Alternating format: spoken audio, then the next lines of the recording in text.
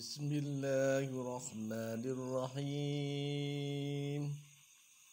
Alif Lam Mim.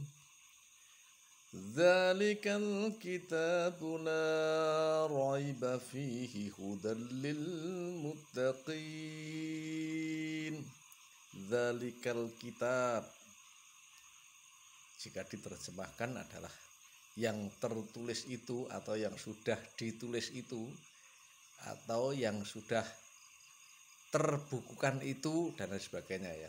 Dzalikal kitab la raiba fih, tidak ada keraguan di dalamnya. Hudal lil muttaqin, petunjuk bagi orang yang takwa. Kita urai kalimat ini ya, walaupun tidak begitu pandai-pandai amat, tapi mengurai, mari kita sama-sama belajar, sama-sama berpikir ya. Dzalikal kitab, yang sudah tertulis itu, kang wus tunulis. Nah, yang sudah tertulis itu apa?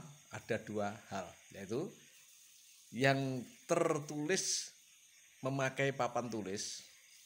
Nah, itu juga disebut kitab, atau disebut apa saja lah ya. Ya, kira-kira begitu. Coba dipikir sendiri aja. Terus yang ditulis tidak memakai papan tulis. Nah, itu banyak ya. Semua kejadian-kejadian yang belum terbukukan itu juga dzalikal kitab. Itu yang sudah tertulis tidak memakai papan tulis. Riwayat hidup manusia, kejadian alam baik ataupun buruknya, musibah-musibah, penyakit-penyakit, itu yang sudah tertulis tetapi tidak memakai tempat, tidak memakai papan tulis ya. Kalau yang pertama tadi kang Gusti nulis nganggo papan atau memakai tempat, diantaranya adalah buku, diantaranya Quran dan sebagainya, kitab terdahulu, ya, kitabnya Nabi Isa, kitabnya Nabi Musa dan sebagainya, itu tinulis nganggo papan, artinya ditulis atau terbukukan dengan suatu tempat atau papan tulis. Yang paling tidak disadari adalah tinulis tanpa papan. Nah, ini jarang yang ada menerangkan seperti ini ya. Dzalikal kitab itu kalau Departemen Agama hanya dikurung, kasih tulisan Al-Quran gitu ya. Jadi kang wus nulis itu bukan hanya Al-Quran saja, tapi banyak sekali.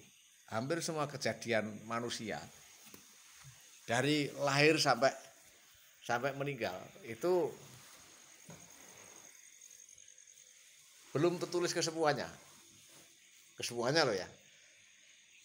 Walaupun sedikit banyak ada yang menulis, tapi kan ya tidak selengkapnya itu.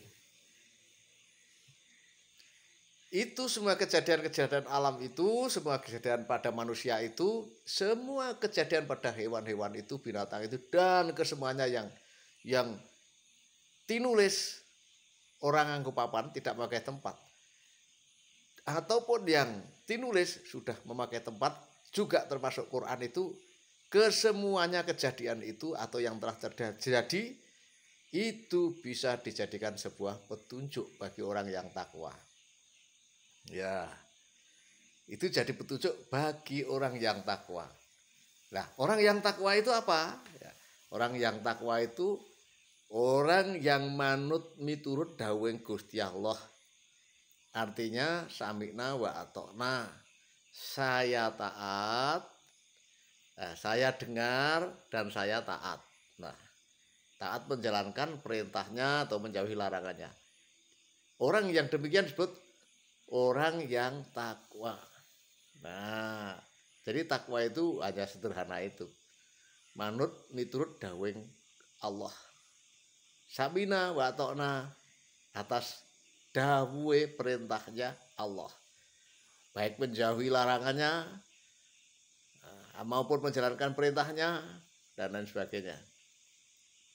Jadi yang paling sulit bagi manusia adalah ketika menjadikan sebuah pelajaran yang terjadi atau musibah-musibah yang terjadi itu dijadikan petunjuk.